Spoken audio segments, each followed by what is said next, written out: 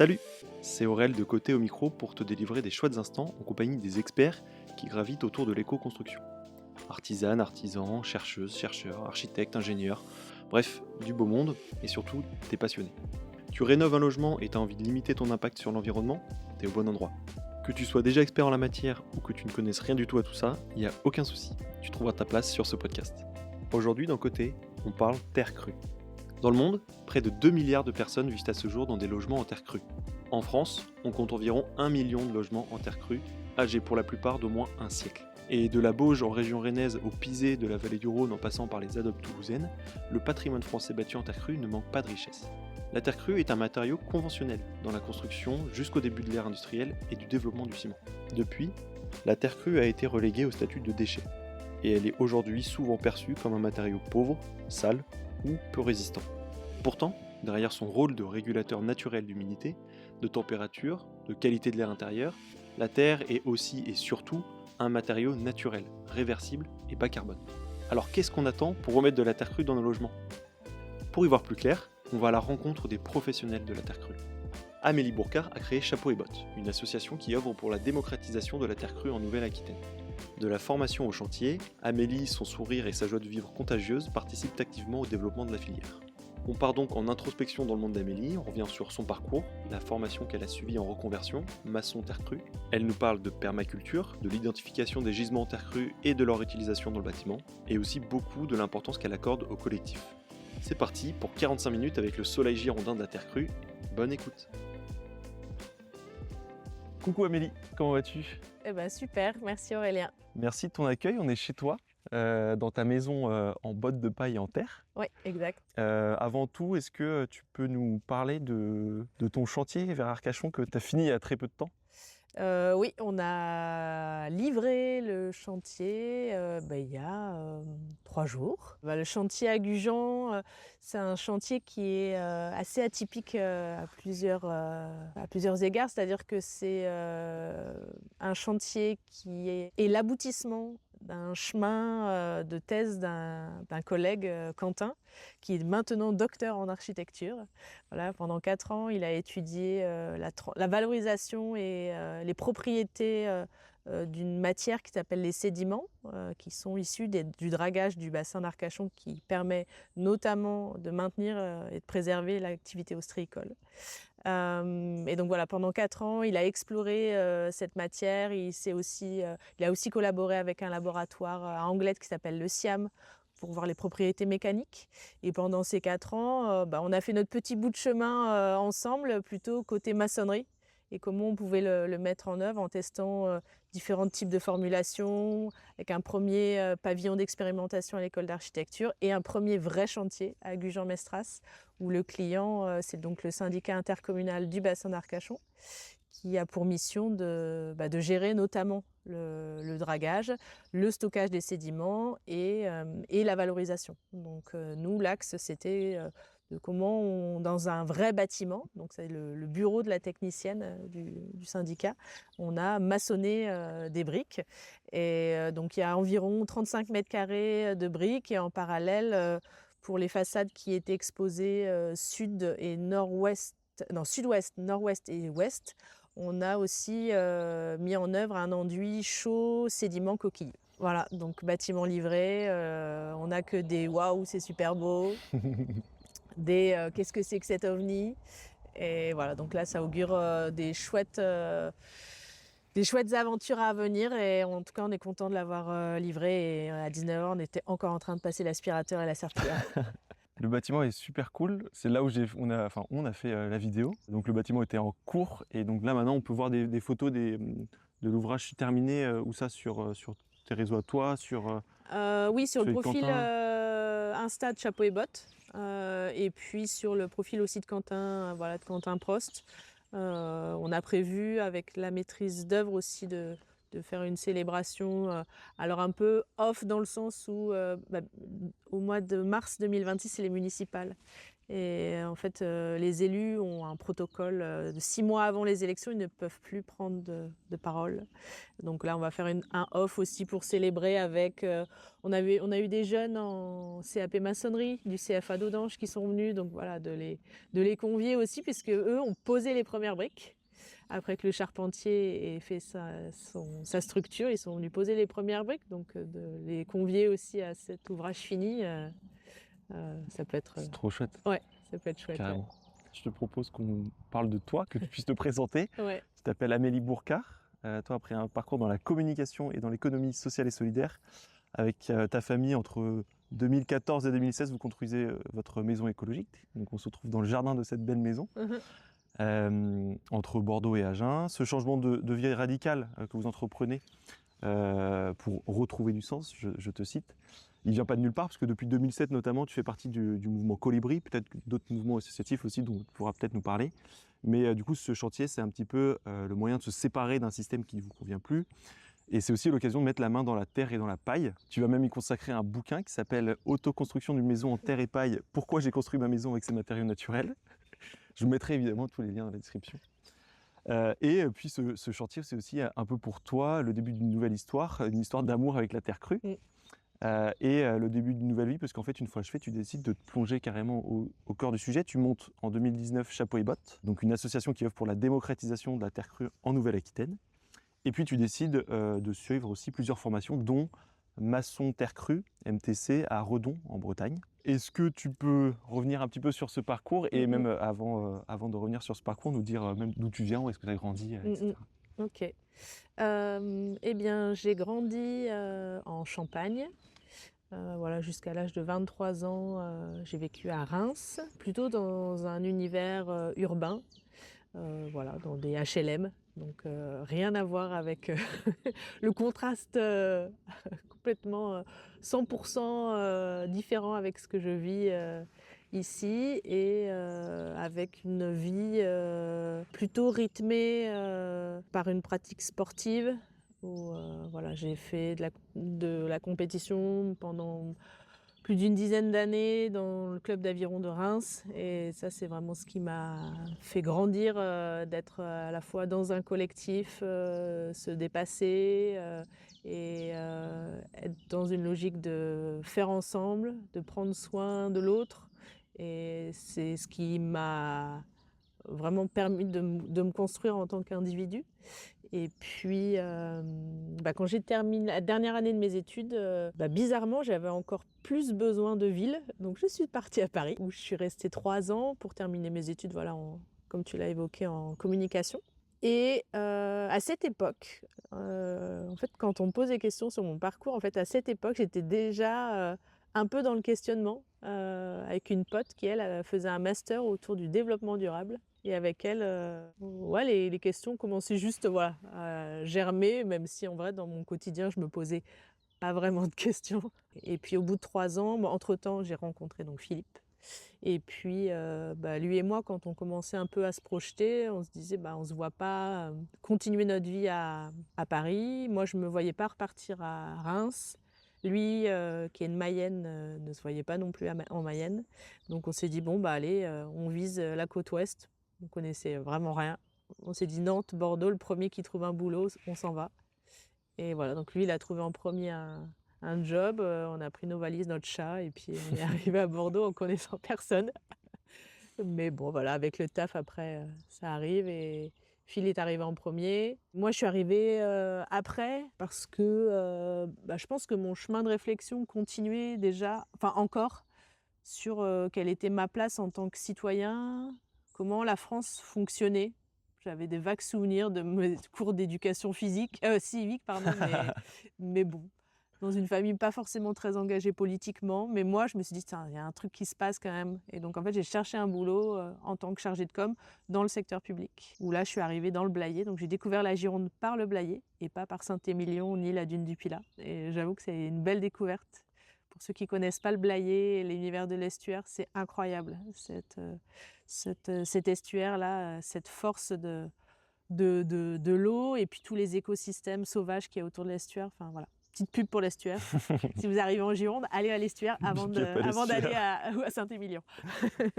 Et voilà, donc nous voilà arrivés à Bordeaux. Et la suite, tu l'as un peu évoqué en introduction. Donc tu arrives à Bordeaux, c'est là où tu commences à t'engager du coup dans des réseaux comme Colibri, où tu commences à t'intéresser aussi à la permaculture, on en a un petit peu parlé en faisant le tour de ton jardin. Et comment tu arrives à cette envie du coup d'artisanat? Est-ce que c'est par le biais de ta maison ou c'était vraiment quelque chose déjà avant qui te titillait un petit peu? Non, non, rien à voir. Il s'est rien passé avant. Peut-être des vagues souvenirs quand on me pose des questions que j'essaye de chercher. Dans ma famille, pas du tout d'artisans, rien du tout. Pas de travaux manuels. C'est pas générationnel. Non, c'est pas générationnel, même si je me souviens qu'étant toute petite, je voulais être archéologue. Ok, Donc je me dis, il y a peut-être un truc. ça commence pareil, mais sinon il n'y a pas. Bon, voilà, ça patouille dans la terre, mais on ne cherche pas la même chose. Donc non, c'est vraiment la maison. Alors, avant de faire la maison, avec Philippe, 2 ans avant, on avait décidé d'aller sur des chantiers, d'être bénévole pour choisir notre système constructif, apprendre, parce qu'on ne savait rien faire, Partir de zéro. mais vraiment rien faire, poser un cadre. Ok, ce qui est pas mal. C'est pas mal. Et donc voilà, donc pendant 2 ans, Philippe quasiment à temps plein, lui, allait sur des chantiers, et moi j'y allais pendant mes vacances. Sur des projets en tant que Twiza? bénévole. Ouais, alors soit via Twiza. Non, Twiza n'existait pas. D'accord, Twiza est arrivé l'année où on a lancé la maison. Ok. Donc c'était via vraiment les réseaux de permaculture. Ok. Ouais. Et notamment, j'ai bien envie de parler d'eux parce que c'est vraiment eux qui nous ont à la fois nourri le cœur et mis le coup de pied au cul. Donc c'est Chen Li et Pascal qui sont du côté de Poitiers, qui ont un lieu qui s'appelle Terre-Paille et compagnie. Et avec un spot en permaculture vraiment très très très chouette. Et à l'époque, quand on allait chez eux pour leur donner un coup de main sur la maison, donc c'est un ancien séchoir à tabac qu'ils ont isolé en bottes de paille et avec différentes techniques en terre crue. Donc c'est vraiment par l'intermédiaire des chantiers où je me suis dit en fait c'est possible. Tu peux apprendre des choses, il y a des manières de transmettre qui sont possibles en dehors des centres de formation. Et là ça m'a vraiment ouvert un autre visage de ça veut dire quoi être en collectif avec d'autres personnes. Alors oui, j'avais vécu le collectif à travers des engagements associatifs, mais au travers de prendre soin d'un lieu, le faire évoluer, c'était la grosse découverte. Donc voilà, c'est en premier lieu par les chantiers participatifs et après de le faire à la maison et de le vivre avec celles et ceux qui sont venus nous aider. Quand tu le fais sur ton propre projet, ça a c'est encore une autre dimension.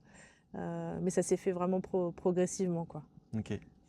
Et donc, tout ça pour aboutir à la terre crue.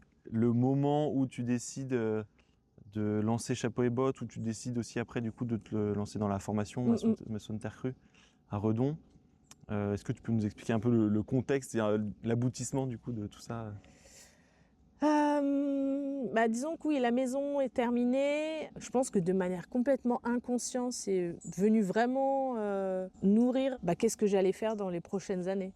Même si j'adorais là où j'étais avant, dans le milieu associatif et l'économie sociale et solidaire, qui a aussi nourri mon imaginaire de comment faire économie différemment, pas uniquement dans une logique de profit, de capitalisation, mais de voir comment sur un territoire l'économie nourrit le social, l'environnemental et le sociétal.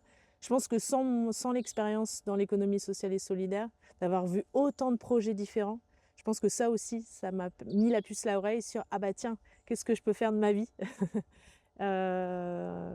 Est-ce que la crise de la quarantaine passait par là? Peut-être aussi. Mais je pense que c'est plutôt l'expérience dans l'économie sociale et solidaire, la maison, où je me suis dit, en fait... il y a aussi un point sur le fait que quand je parlais de la maison, en fait, je me suis rendu compte que les gens trouvaient ça extraordinaire et en même temps étaient peu informés. Et de se dire que oui, c'est possible, même en partant de rien, même si on avait quand même partant de rien, d'un point de vue connaissance.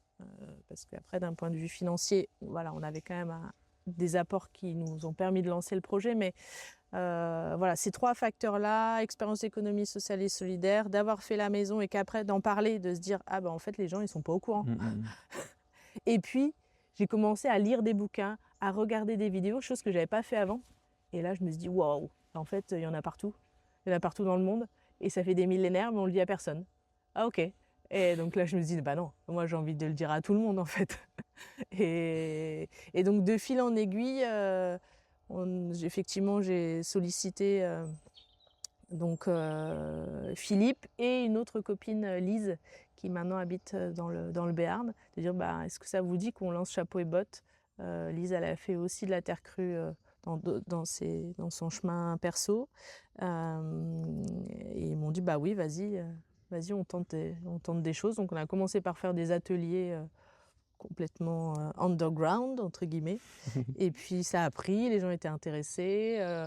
Et puis, j'ai retrouvé le fait de leur mettre les mains dans la terre. J'ai retrouvé la magie que j'avais vécue dans la maison avec celles et ceux qui sont venus nous aider. Donc, je me dis, bah oui, c'est ça.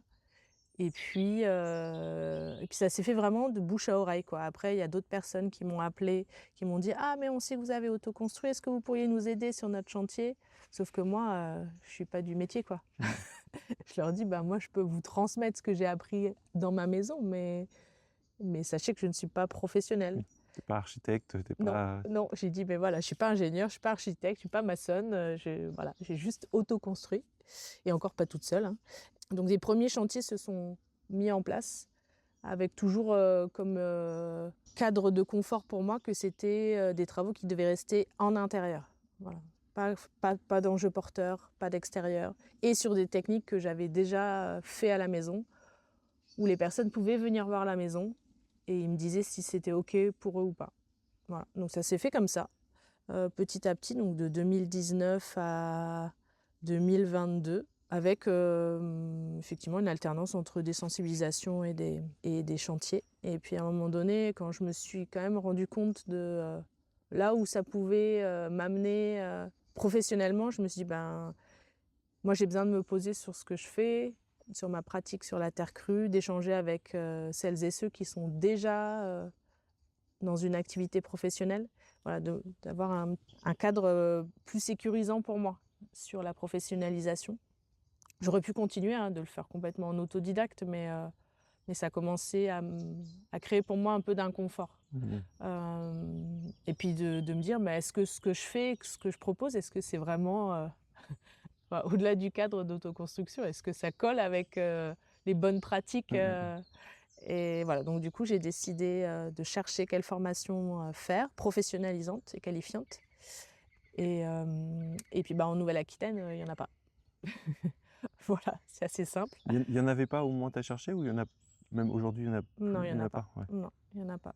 En 2000, quasiment quand je suis partie à Redon, en 2023, il y a un centre de formation à Tarnos qui s'appelle PERF, qui a proposé effectivement un diplôme du même niveau que celui de Noria Formation à Redon. Mais bon, j'étais engagée avec Redon, donc voilà, je suis partie là-bas. Mais non, c'est... En gros, en France, tu as 3 centres de formation qui proposent... Maçon terre crue. Ouais, voilà, maçon et maçonne terre crue, qui est donc un CAP qui s'appelle CAP niveau 3, donc c'est un titre professionnel. Et donc voilà, me voilà partie en Bretagne et pour pouvoir avancer dans cette qualification et surtout, moi, avant tout, de me nourrir de ce qui se fait ailleurs et de venir confirmer ou pas, ou faire évoluer les pratiques que j'avais adoptées en fait. Peut-être qu'on peut en parler un tout petit peu plus d'ailleurs de la formation MTC. Oui, donc cette formation, donc MTC, c'est l'acronyme de maçon terre crue. C'est une formation qui dure 9 mois, qui peut démarrer suivant les centres de formation, soit ça démarre en septembre, soit ça démarre en avril. Ça découle sur les 9 mois. Dans le contenu pédagogique, la formation, elle est séquencée en 4 grands modules. Un module qui correspond à la découverte du patrimoine en terre, comment on vient identifier un gisement de terre, est-ce que c'est OK ou pas pour telle et telle technique, quels sont les tests à réaliser pour vraiment passer de la matière au matériau. Un module vraiment dédié gros œuvres, où là on aborde pierre et terre. Un module lié aux techniques d'isolation, donc isolation légère telle que terre-chanvre, terre-paille, et après des isolations un peu plus lourdes d'un point de vue masse, qui est le torchis, qui n'est pas vraiment une isolation, mais en tout cas il l'intègre dans ces techniques-là de remplissage. Et puis un dernier module sur les enduits. Voilà. Et autour de ces 4 modules, il y a 4 stages, entre des stages de 3 semaines jusqu'à 1 mois ou 1 mois et demi. Une des priorités pour moi, c'était de découvrir la mise en œuvre de techniques que je n'avais pas faites, notamment les techniques gros œuvres, donc piser, la bauge, voilà, d'avoir des réalités vraiment de mise en œuvre. Et puis, ouais, vraiment aborder les questions de gros œuvres que j'avais pas du tout. Moi, j'avais pas vocation à faire du gros œuvre, mais je me suis dit, j'ai quand même envie de savoir et faire. La deuxième case, c'était faire de la terre tous les jours. Et ça, tous les jours. Globalement, le rythme, c'est une demi-journée de méthodo et une demi-journée de pratique. Donc, c'est-à-dire que tous les jours, tu pratiques, quelle que soit la météo. Même si la terre crue, dans nos régions, c'est pas préconisé c'est plutôt préconisé de la faire, on va dire, à la fin des gelées jusqu'à fin novembre, quoi. Oui, c'est saisonnier, la terre Voilà. crue de manière. Mais bon, là, on en a fait en décembre, en janvier. Voilà. Bon, après, on a adapté aussi nos exercices, mais Donc c'est possible.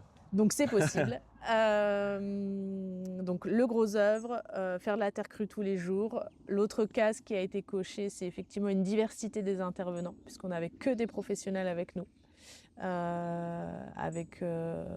Et ce qui était chouette aussi à percevoir, c'était qu'il y en avait quand même pas mal qui venaient de la même formation, qui étaient venus il y a 5-10 ans, et de pouvoir partager aussi avec eux leur chemin. Tiens, t'es sorti de MTC, qu'est-ce que tu as fait? Est-ce que tu as continué? Quels sont les choix que tu as fait? Voilà, de pouvoir avec eux aussi facilement échanger sur leur chemin personnel et professionnel à l'issue de cette formation. Et le petit bonus, enfin les 2 bonus. Le premier petit bonus, c'est d'avoir l'occasion de découvrir un autre territoire avec un patrimoine en terre crue qui est quand même assez riche et qui te fait un peu gamberger sur mais qu'est-ce qui fait qu'on n'en parle pas chez nous? C'est sûr que quand tu vas par exemple en campagne de Rennes, tu vois des fermes en bauge partout. Voilà. Moi, quand je vais en campagne de la Gironde, je vois de la pierre, beaucoup de pierres de taille, beaucoup de moellons, mais finalement peu de terre, et ça m'a aussi un peu réconciliée dans le sens où je comprenais pas. Je dis mais pourquoi les gens ils captent pas en fait? Mais en fait dans l'imaginaire, si tu rencontres pas, Mais ça n'existe pas. ça n'existe pas en fait. Voilà, donc ça c'était intéressant aussi de prendre du recul dans la découverte d'un autre territoire. Qu'est-ce qui fait que ce territoire-là, l'herbe est toujours plus verte ailleurs. C'est de comprendre qu'est-ce qui fait qu'ils en sont là. Ils en sont là parce qu'effectivement, tu as un territoire qui est nourri de patrimoine. Tu as derrière, historiquement, des particuliers qui ont voulu restaurer. Donc, ils sont allés chercher des artisans. Et après, effet boule de neige, des centres de formation secrets. Voilà, quand tu as 2 sessions par an en Bretagne sur 2 centres de formation, ça te fait 20 potentiels maçons terre crue, maçons terre crue. Bon, voilà, le calcul est vite fait. Et voilà, donc le dernier bonus, c'est effectivement d'avoir la qualification. Ce qui est quand même cool. Ouais. C'est-à-dire que tu reviens de là, donc tu n'es plus uniquement dans la sensibilisation, dans la formation, tu es aussi maçon terre crue. Donc là, tu peux vraiment commencer à faire des chantiers à ton nom ou au nom de Chapeau et Bottes en tout cas. Alors je peux faire des chantiers, pas au nom de Chapeau et Bottes. D'accord. Puisque Chapeau et Bottes est une association et que pour être couvert, donc pour exercer ton activité de maçonnerie, il faut que tu aies une décennale et une responsabilité civile pro. Donc nous, on a une responsabilité civile pro pour l'association, mais pour être couvert en décennale, le secteur assurantiel ne souhaite pas découvrir, en tout cas nous c'est le retour qu'on a eu et puis aussi d'autres collègues dans d'autres régions, ne souhaitent pas engager des associations dans le cadre du secteur du bâtiment. Donc du coup Chapeau et Bottes continue à faire de la sensibilisation, de la formation et des actions pour pouvoir structurer ou en tout cas animer la filière terre crue en Nouvelle-Aquitaine avec d'autres collègues, hein, on n'est pas seul, heureusement. Et puis sur la partie maçonnerie, voilà, j'ai rejoint une autre entreprise de maçons. Est-ce que tu peux nous dire le nom Chapeau et Bottes, d'où ça vient? Bah, comme tout groupe de personnes qui lancent un projet, on s'est dit mais comment on va s'appeler? Et en fait, la vraie histoire, c'est qu'avant de lancer Chapeau et Bottes, avec une copine qui est dans le même village que moi, qui s'est aussi formée à la permaculture, on avait décidé dans notre village, de faire des animations autour de c'est quoi la permaculture? Bah non, la permaculture, c'est pas juste faire un jardin. En fait, tu peux le transposer à ton habitat, à ton lien à l'argent, à ton lien à comment tu te soignes, comment tu t'éduques, quels sont les outils de prise de décision que tu vas utiliser pour toi-même et avec l'interaction avec les autres personnes avec lesquelles tu vas pouvoir collaborer.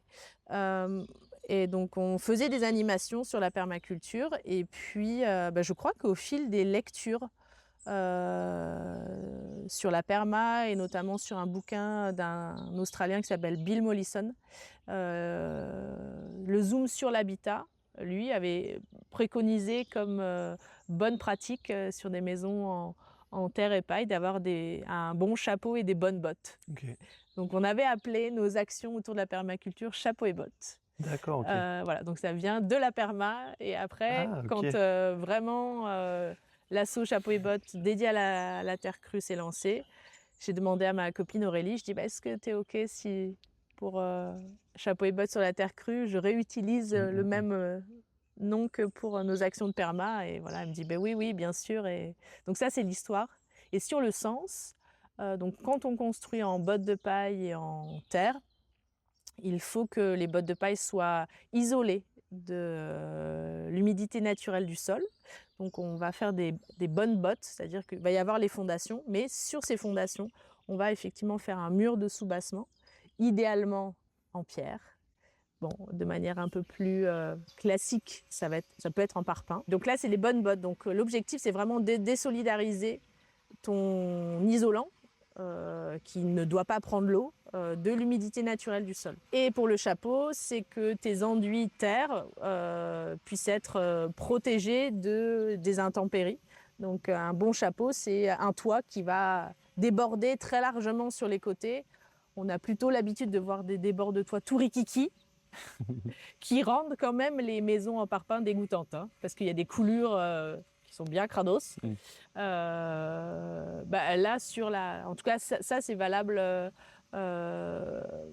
effectivement dans les pays où on a des moments d'eau, de pluie très récurrentes. Si par exemple on observe le patrimoine sur le continent africain, on ne va pas forcément avoir les mêmes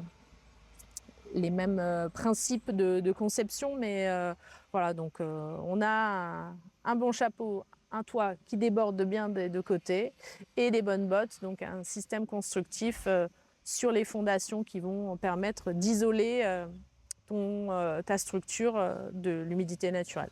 Est-ce que des remarques du type « bon, la terre, c'est sympa, hein, mais bon, ça tient pas votre truc », est-ce que tu en as encore?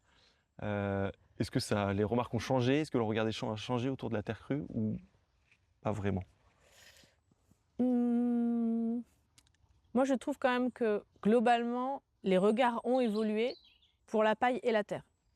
Dans le sens où, pour avoir connu, donc j'ai connu ça en 2012, même si c'était, en tout cas, moi j'ai découvert ça en 2012, mais on était encore beaucoup dans des collectifs d'autoconstructeurs. On n'était pas dans une voie de professionnalisation. Typiquement, la formation ProPaille, qui est une formation qui te permet de découvrir le système constructif en paille et qui, derrière, en tant que professionnel, te permet notamment de répondre à des appels d'offres et d'être assuré, ça n'existait pas. Et puis également, je dirais l'engouement des architectes de manière plus démocratisée et pas uniquement entre ceux qui sont des vieux de la vieille. Clairement, ça a complètement changé dans ce sens-là. Pareil sur le nombre de projets qu'on peut recenser à l'échelle de la France, même de la Gironde, sur... alors je fais le choix pour répondre à la question d'associer terre et paille, parce que pour moi, on est cousins. Et on est intimement liés. Donc oui, clairement, pour moi, ça s'est professionnalisé. La demande est plus importante. On peut vraiment maintenant faire un vrai recensement des bâtiments existants. Typiquement, les copains de la paille, eux, maintenant, ils vont pouvoir faire un retour d'expérience sur comment on vit dans un bâtiment en paille au bout de 5 ans ou 10 ans, comment les usagers vivent dedans, comment les usagers vivent avec le matériau, comment le matériau réagit. Voilà, il y aura vraiment maintenant des mesures qui vont être faites pour avoir des retours d'expérience. Donc, tous ces outils aussi mis en place pour mesurer, pour comprendre, tout ça n'existait pas, clairement. Donc ça, pour moi, c'est vraiment positif et qu'il y a une vraie évolution qui permet aussi de faire évoluer le visage du secteur du bâtiment, du secteur de ceux qui veulent intégrer le bâtiment. On n'est plus sur des matériaux où franchement on se fait chier à mettre du placo et de la laine de verre et du parpaing. Pour soi-même, c'est pour son estime de soi. Bon, il n'y a pas de sous-métier, mais je me dis que pour ceux qui cherchent ou pour juste donner envie, un peu plus donner envie, je pense que nos matériaux sont quand même plus propices. Même si le parpaing et le ciment, c'est utile, mais pas partout. Après, sur le regard, j'ai quand même toujours les mêmes questions. Qui est mais est-ce que ça tient? Est-ce que ça va être costaud? Ou il n'y a pas longtemps, sur un autre projet public, c'était mignon parce qu'en plus ils sont hyper sympas, les 2 gars là que je voyais qui étaient là sur la phase gros œuvre. Ils sont intervenus après parce qu'ils avaient des aménagements extérieurs à faire.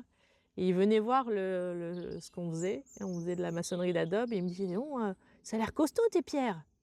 Alors bon, je leur ai expliqué 1, 2 fois que c'était pas de la pierre, que c'était des briques en terre crue, que c'était pas cuit. Bon à la fin du chantier, ils m'ont toujours dit elles sont belles tes pierres, mais ils ont toujours pas compris que c'était de la terre crue. Bon voilà, c'est une petite anecdote, mais qui est parlante. Qui est parlante. Et donc oui, les questions sont souvent les mêmes. C'est si on veut construire en terre crue, est-ce qu'on aura assez de terre? C'est est-ce que ça résiste dans le temps? Les questions aussi qui se posent, c'est que ça soit des professionnels ou des particuliers. Mais ça, je pense que c'est lié aussi on n'est pas confronté. On est en parallèle d'un système du bâtiment où on ne se pose pas de questions sur comment c'est produit. Et donc, quand on parle de terre crue, le fait que ça reste cru, les gens, j'ai l'impression qu'ils ont plus besoin de comprendre qu'est-ce qui fait qu'on passe d'un tas de terre à un mur qui tient, en fait. Ce process-là, pour eux, il est difficilement... pas compréhensible, mais en tout cas, ils ont du mal à se projeter. Et donc, ça revient aussi, ces questions-là. Donc, après, l'avantage maintenant qu'on a, c'est qu'on est en capacité de montrer que c'est possible, avec des bâtiments contemporains, avec des finitions plus ou moins brutes, plus ou moins léchées. Et ça, c'est quand même un gros avantage. Voilà, qu'on n'avait pas, en tout cas, pour avoir commencé à entendre des questionnements en 2019, je vois bien en fait maintenant qu'on a pas mal d'éléments pour faire comprendre, pour rassurer, et ça c'est quand même une vraie évolution. Tu parles de la ressource aussi, et du coup derrière effectivement le fait de passer d'un tas de terre à un mur, il y a plein de choses. Il y a l'identification du gisement, la caractérisation, l'approvisionnement, le stockage, éventuellement aussi de la transformation, criblée, etc., tamisée. Toi, quel est ton regard du coup sur cet ensemble de ressources, dans la ressource terre? Waouh, vaste sujet. À la fois, je pense que dans ce contexte-là, je pense qu'il ne faut pas oublier qu'il existe encore des briqueteries et des carrières qui fournissent en argile et qui sont là depuis plusieurs générations.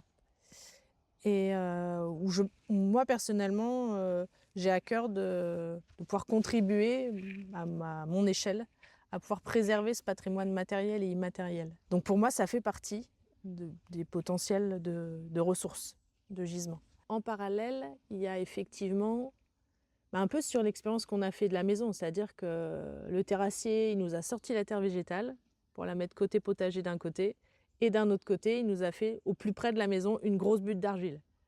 Bon, là, en termes de déplacement de matière, je pense que tu ne peux pas faire plus court. T'es bien. Circuit court. Circuit court. Circuit très court. Circuit très très très court. Même si sans le terrassier, j'avoue que je n'aurais pas sorti cette grosse butte. Donc voilà. Et puis c'est ce même gisement, pour continuer dans l'illustration du circuit court, on n'a même pas eu besoin de la tamiser. Elle avait quasiment pas de cailloux. Donc on lui a mis de l'eau, on l'a préparée à la consistance dont on avait besoin en fonction de ce qu'on faisait, et bing, c'est dans la maison, quoi. Donc moi, je tendrais plutôt vers ce schéma-là, de se dire, en fait, si on décide de continuer à construire, parce que je pense que fondamentalement, il faudrait vraiment ralentir le niveau de construction et plutôt tendre vers de la réhabilitation. En tout cas, si on continue dans cette perspective-là, c'est plutôt d'être malin et de se dire, tous ces volumes de terre qui sortent, au lieu de les mettre, parce que c'est la réalité, de les mettre dans des camions et de leur faire des bornes pour qu'ils soient étalés sur des plaines, comment dès le départ, dans la programmation, on se dit, on sait que ce volume de terre, on va pouvoir l'employer. Donc assez vite dans la programmation, c'est de se dire, que ça soit chez un particulier ou un marché public, on a X mètres cubes qui va être sorti. Ces mètres cubes-là, très tôt, on met un budget pour pouvoir définir sur quelle technique elle peut convenir, et puis de les mettre de côté et de pouvoir après solliciter, soit directement quand on est en marché privé ou via un appel d'offres, des artisans ou des artisanes qui savent le faire, quoi. Donc ça c'est un peu le monde idéal. Ça veut dire que dans toutes les programmations immobilières, il faudrait qu'il y ait au moins des cloisons intérieures en terre crue. C'est pas compliqué. Moi, personnellement, je trouve que c'est pas compliqué. Parce que c'est simple de mettre de la terre crue en intérieur, parce que c'est là où elle apporte vraiment le plus de bénéfices, et puis qui pourrait répondre dans un premier temps à ce contexte assurantiel qui fait que dès que c'est porteur, c'est plus compliqué. Voilà. C'est pas infaisable, mais c'est plus compliqué. Donc moi, ça c'est mon schéma idéal, mais ça veut dire que ça change complètement la manière de faire, quoi. C'est-à-dire qu'on se questionne déjà sur les usages, quelles sont les ressources qu'on va utiliser dès la programmation. Alors que ça, normalement, ça arrive bien plus tard. Quand on dit programmation, ça veut dire que c'est le client, en tout cas en marché public.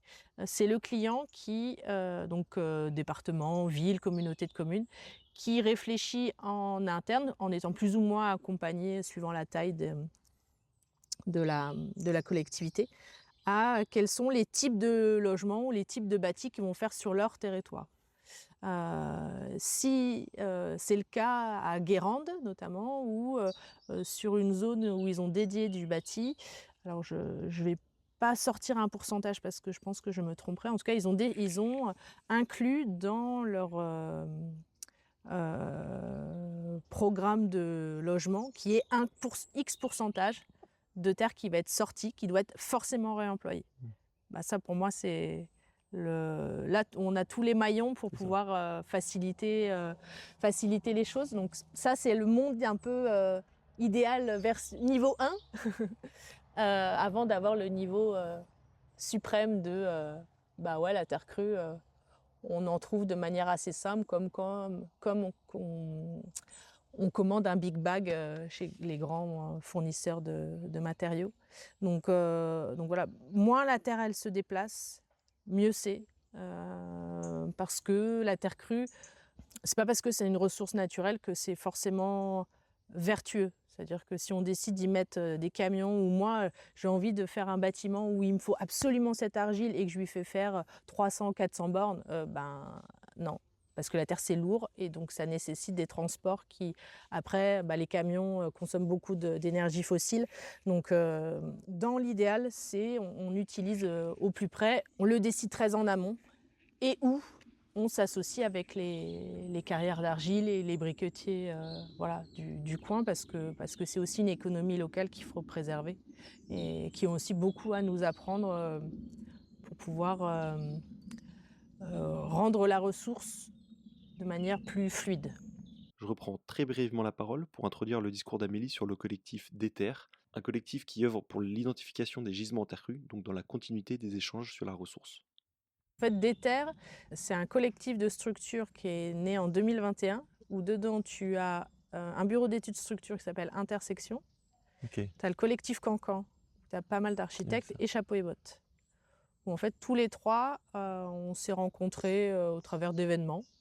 Puis de fil en aiguille, on parlait de terre crue, et puis on s'est dit, on nous pose souvent la question de où est-ce qu'on la trouve cette ressource? Et donc on a décidé en 2022 de faire un diagnostic des gisements possibles en Nouvelle-Aquitaine. Ok. Donc on a fait 40 prélèvements différents dans 4 types de gisements différents. On est allé en carrière d'argile existante, carrière de sable, parce qu'avant qu'ils arrivent au sable, ils ont une couche argileuse qui sortent et qui pour l'instant ne valorise pas. Sortent ou ils réaménagent sur, sur leur carrière. Le patrimoine existant et sur des projets où on savait que la terre du site avait été mise en œuvre dans le projet. Non, problème. Voilà. Et donc il y a une carte qui existe qui recense ces gisements. Et en parallèle, on a, en s'appuyant sur ce diagnostic, déjà ça nous a permis de rencontrer des artisans et des artisanes qui ne se connaissent pas, d'identifier celles et ceux qui font sur leur territoire, mais qui ne se mettent pas forcément en lien, et de comprendre un peu aussi les dynamiques locales. Donc ça a répondu bien au-delà de tel type de terre, tel type de projet, mais c'est aussi quel type de personnes, dans quel contexte, et est-ce que ces personnes-là, est-ce que ça les motiverait d'appartenir à un collectif plus grand pour se parler, pour partager nos expériences, tu vois. Donc ça a permis ça. Et en complément, dans un lieu qu'on a à Bègle, donc là en 2025, il y a eu une pause, mais de 2023 à 2024, il y a eu une soirée de démonstration de terre crue une fois par mois, voilà, plus des tables rondes. Donc ça a commencé à lancer une dynamique, il faut la nourrir. Donc en 2025, on avait besoin tous de faire une pause sur l'animation, mais ça va redémarrer là. En 2026, à Bègle, il y aura de nouveau le lieu des terres avec des démonstrations donc en pleine ville. Ouvert au grand public. Oui. Ouais, tout le monde. Bon, en tout cas, quand on faisait des démonstrations, c'était les soirées. Donc les soirées s'appellent des afters. Les terroristes, ils aiment bien les jeux de mots, j'ai l'impression. Oui, on aime ça. Et donc la soirée, c'est quoi? C'est un artisan, une artisane qui vient faire une démo d'une des techniques. Il y a de la bonne musique, il y a de la bière, de la limonade, et voilà. Et pour tous les goûts. Ouais, c'est ça. Ça, c'est un truc qui m'a marqué quand je t'ai rencontré, au-delà d'envie de partager, qui est très forte. Il y a aussi ce côté très collectif, et tu en as parlé même en fait avant tout ça, autour de ta construction de ton toi-même, l'aviron, la compétition sportive, etc. Comment tu vis un peu cette démarche collective au travers de la terre crue?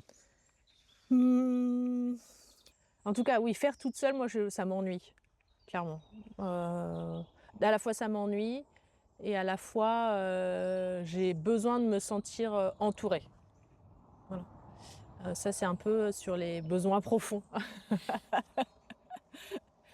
dans l'introspection de moi-même. Et puis, en fait, je pense que, comme tu l'as évoqué, en fait, depuis toujours, je capte que quand on fait ensemble, il se crée il y a des moments de magie, il y a des moments où toi, ça t'invite à te repositionner sur ce que tu fais, à quoi tu contribues, comment tu reçois de l'autre. Et je pense que c'est aussi pour moi, même si c'est pas toujours simple de faire à plusieurs, mais je me dis que tu as tellement de richesses qui se créent en faisant à plusieurs que je sais que c'est un modèle, moi, qui me correspond, et je pense que c'est un modèle vers lequel on a beau... effectivement, si tu écoutes les actualités, tu déprimes direct, quoi. Tu te dis, putain, c'est le bordel dans tous les sens. Sauf qu'en vrai, si on change un peu nos lunettes et qu'on met pas les lunettes des fils d'informations qu'on reçoit qui te plombent l'énergie, mais que tu te reconnectes à toi, comment tu contribues potentiellement à créer un petit groupe, un plus grand groupe, et ce qui se crée dans comment dire, dans cette reliance dans l'individu, mais c'est aussi, je vais refaire le lien avec la perma parce que c'est vraiment aussi ce qui m'a nourrie, c'est-à-dire que quand on t'invite à adopter, à faire vivre les principes de la permaculture, c'est toujours en lien avec. Il y a un concept qui s'appelle l'effet de bordure en perma, où on t'invite à observer, à prendre une forêt, d'observer ce qui se passe en bordure de la forêt. Et après, ce qui se passe bien avant et dedans. Et tu as un effet de bordure qui est extraordinaire quand tu vas aménager des espèces vivantes, que ça soit animales, faune et flore. Tu as des interconnexions entre les éléments que tu ne retrouves pas ailleurs. Et je trouve que cet effet de bordure, il peut aussi être transposé dans un collectif, même si ce collectif, c'est tu donnes et tu reçois. Et c'est comment tu arrives à trouver à peu près un équilibre entre les deux. Moi, personnellement, je sais qu'à un moment donné, il a fallu que je me pose et de me dire, oh là, là mais là, t'es trop présente dans plein de trucs, quoi. Puis au final, tu fais quoi? Des trucs à moitié. Toi, ça te crée quelque chose de pas très confortable pour toi. Chez les autres, s'ils sont polis, ils vont trop rien te dire. Si c'est des bons potes, ils vont te dire, voilà, Amélie, franchement, c'est n'importe quoi. Donc dans ce collectif, c'est comment je réussis à faire des choix pour me remettre dans la voie qui est OK pour moi et de ne pas saupoudrer de la présence dans un collectif, et aussi parfois d'accepter que ça prend pas forcément là où tu avais imaginé que ça allait prendre. L'exemple du collectif des terres, là, on a fait une pause pendant 1 an parce qu'effectivement, on voyait qu'il y avait un besoin, mais derrière, on n'arrivait pas à venir faire grandir ce collectif, laisser de la place à d'autres. Et donc, voilà, ce collectif, ça se nourrit comme toi, tu te nourris tous les jours. Le collectif, ça se nourrit. Et puis c'est aussi, ça t'apprend aussi à accepter, tout simplement, que ça peut se faire différemment et que c'est polymorphe. Ça existe ce mot, non? C'est complètement un mot qui existe. Voilà.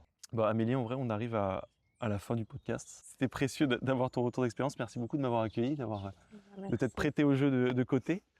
Est-ce que, avant de se quitter, il y a un message que tu voudrais faire passer? Je ne sais pas s'il y a des bouquins ou des initiatives ou quoi que ce soit qui mériterait qu'on en parle.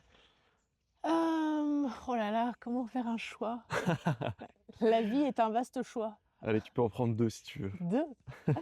Moi, si, quand même. Moi, j'inviterais quand même d'autres personnes à suivre les aventures de côté. Moi, je suis contente de partager ça avec toi parce que l'aventure a démarré il y a peut-être un peu plus d'1 an, en tout cas, où toi, Moi, oui.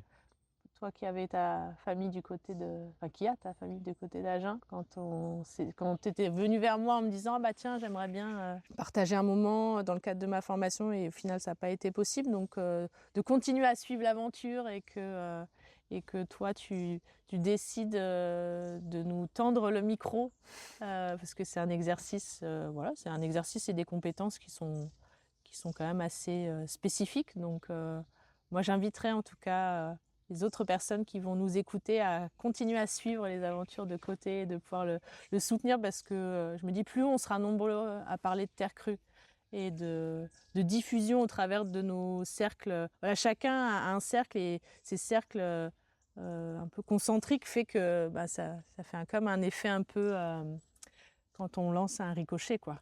C'est-à-dire c'est plein de petites empreintes qui s'étendent. Et si, c'est bon, je les ai. Il y a un film que j'inviterais à regarder. Excusez-moi mon accent anglais. Il s'appelle In Comparison. Donc c'est un film qui est sans voix, autour des différentes manières de fabriquer des briques. Donc tu t'immerges en fait dans les univers sonores à travers différents pays. que ce soit dans un pays européen où on est dans une usine où tu entends les univers sonores de l'usine, c'est-à-dire que tu entends très peu l'humain, mais par Beaucoup contre les tu as machines. beaucoup les machines.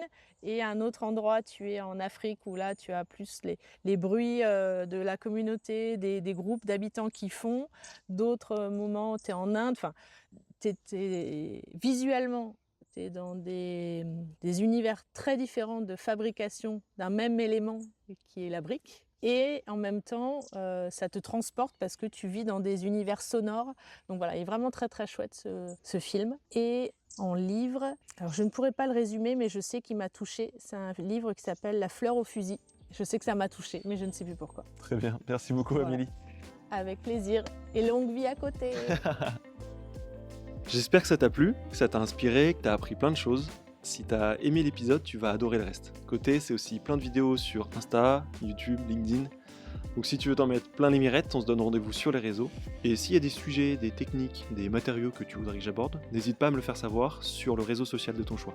On se retrouve tantôt pour un nouvel épisode. D'ici là, prends soin de toi et bon chantier.